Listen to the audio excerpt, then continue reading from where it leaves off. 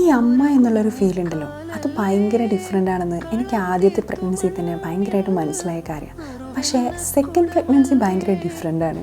കാരണം നമ്മളെപ്പോഴും ആദ്യത്തെ പോലെ തന്നെ വളരുന്നുണ്ടോ നോക്കി അതിനെ നോക്കി നടക്കുന്ന പോലെ തന്നെ നമ്മൾ ഈ ഒരു കൊച്ചു കുറുമ്പൻ നമ്മളെ കൂടെ ഉണ്ടാവും, നമ്മളെ നോക്കാനും നമ്മളെ സന്തോഷിപ്പിക്കാനും കെയർ ചെയ്യാനുമായിട്ട്.